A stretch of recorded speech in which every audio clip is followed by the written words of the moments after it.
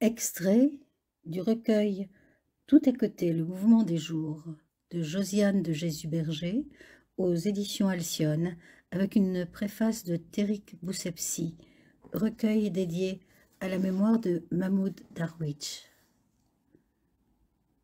Passant entre deux rives, l'absence, nuage ou mirage, les mots sont les mêmes, et dans mes yeux, le souvenir de ton visage. La porte du jardin restera fermée. Pas de mise en forme, rien que des bribes qui se bousculent comme mots effleurant le poème, quand tout à côté, l'horloge est aux aguets, dans ce silence qui marque ton absence. Je me souviens. C'est une guerre au froid des hommes, d'avoir donné ce souffle, d'entendre le silence, d'être né dans la peur, la terre se déshabille. J'entends le frottement du poème sur la coque du navire échoué. Je t'entends.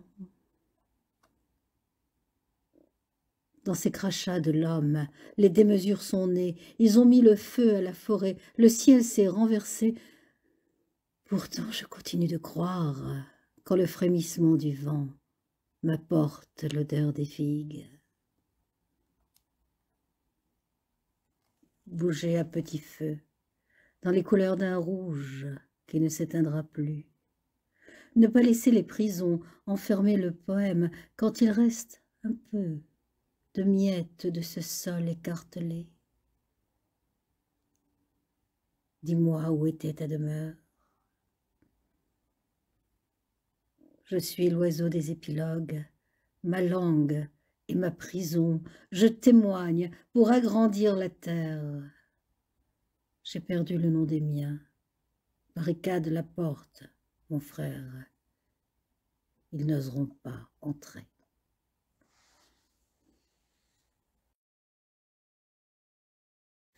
Deux poèmes extraits de Inventaire du vide, comme neige et fleurs non répertoriées, de Dominique Sampiero, avec une préface d'Alain Boreur aux éditions de Corlevoux.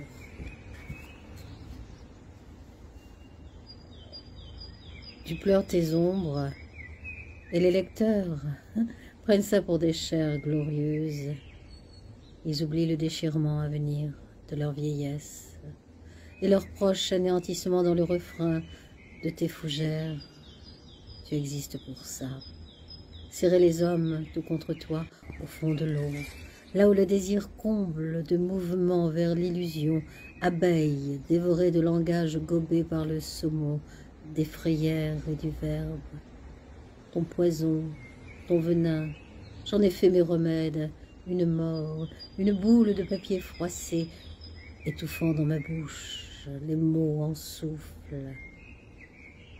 M'as-tu menti quand j'écrivais pour accueillir ta blessure, consolée de mes automnes à venir, dans le feu brûlant de l'instant.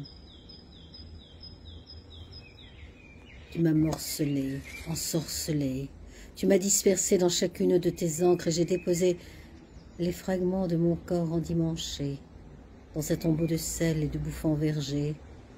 Toi, mon pauvre mot de viande et de lumière, ma montagne creuse posée à l'envers dans la langue, attente extasiée sur mon torse d'aurore, molaire, griffes, feuillage infirme, rafale, neige, pétales et pistils, offrande, mystère, cascade, prédation du trésor, torche qui grelotte, absence désobéissant à la nudité, enfer du torrent articulé par les ombres. Un extrait du recueil de Pierre Perrin, Des jours de pleine terre, poésie 1969-2022, aux éditions Almanar. Un recueil qui est aussi un parcours, l'autobiographie d'un poète. L'atelier, art poétique.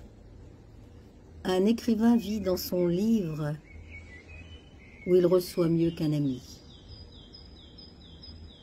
On a dégauché, raboté, scié l'équerre, tenonné, mortaisé, mouluré le moins possible et longtemps épuré, poli.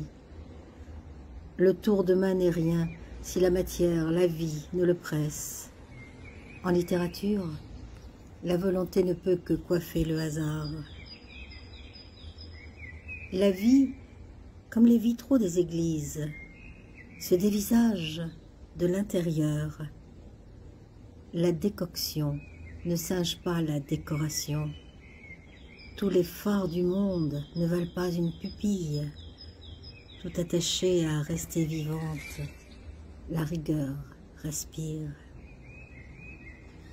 Loin des ravaillacs et du micron d'âme, un cadeau fourré de tendresse s'est glissé de main à main nue. Le livre sur la table, à la façon d'une longue lettre, le poète y est tout entier, si loin que soit le corps. Merci Pierre Perrin pour ce livre, glissé de main à main, dont je parlerai encore.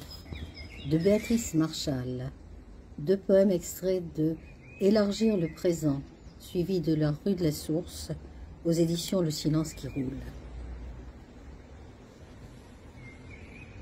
De celle qui fut à celle que je suis, quel fil, quelle rupture, si différentes à travers les années, les êtres côtoyés, les choses accomplies, qui suis-je?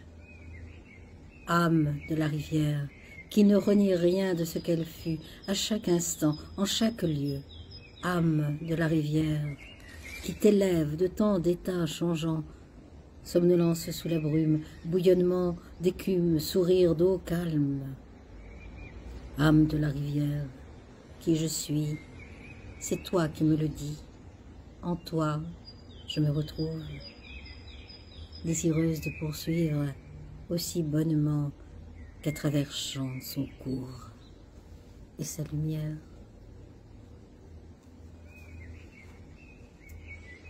Mais quel est mon but? Répètes-tu alors que ta vie touche à sa fin. Tu vises encore un objectif. Tu voudrais, tout repère perdu, orienter ton action vers un point plus haut où te hisser, à coups d'effort et de volonté, mériter une récompense, fût-elle la simple reconnaissance de soi. Même à ce jeu, il faut renoncer. Est venu le temps où il n'y a plus de but. Ton repos passe par cet abandon de toute maîtrise des choses et des êtres. Reste à savoir comment, libérer d'exigences superflues, habiter l'instant présent, le vivre pleinement. Qu'un sens défaille, l'autre le relaiera. À qui n'entend pas les merles dans le soir s'offrira la vue des roses. L'aveugle humera l'odeur d'herbe coupée, ce qui n'a pas de mots. La nuance de tristesse, l'élan de sympathie sera perçu, aussi doux qu'un soleil d'octobre, dans un langage qui restaure et mène des liens qu'on avait cru sans remède troués de manque à leur achèvement. Insoucieux du but, tu connaîtras la richesse du chemin, si rude soit-il, jusqu'au bout tu vivras. Extrait de La nuit du cœur de Christian Bobin, fragment 22.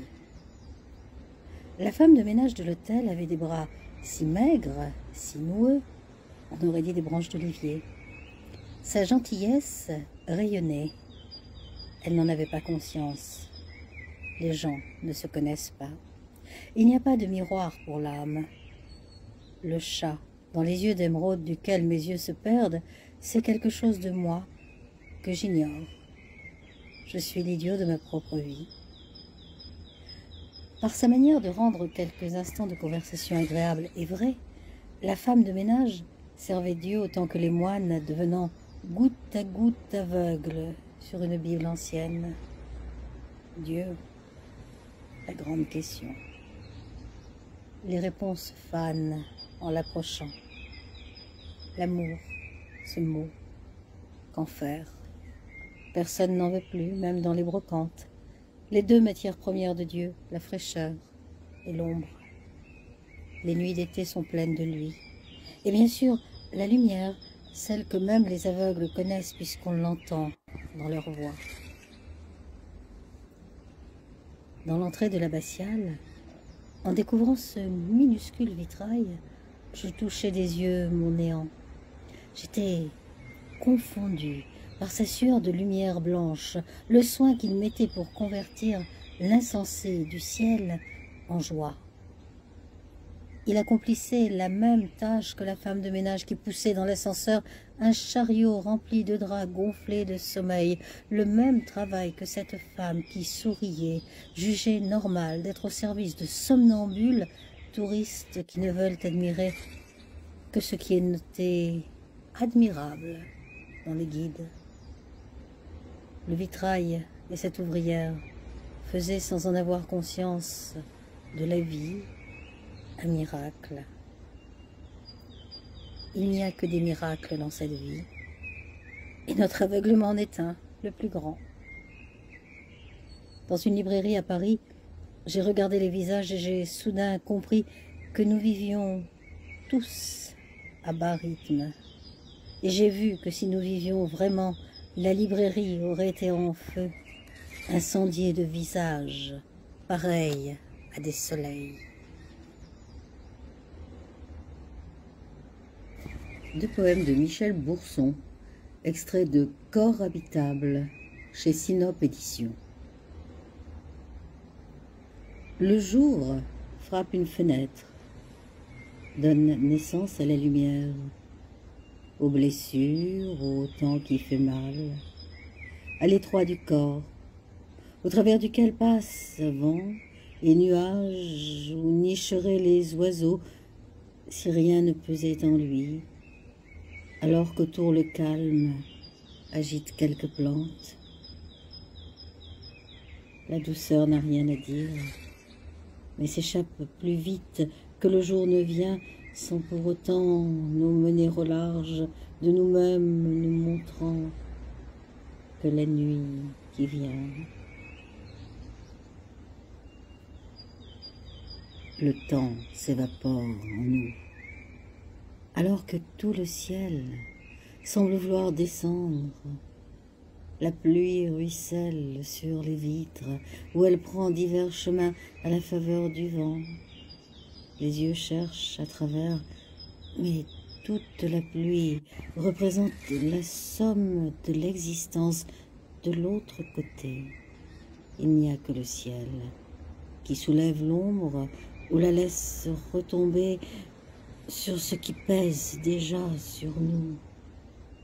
Le ciel qui n'aide en rien laisse seulement entendre les bruits de sa mémoire.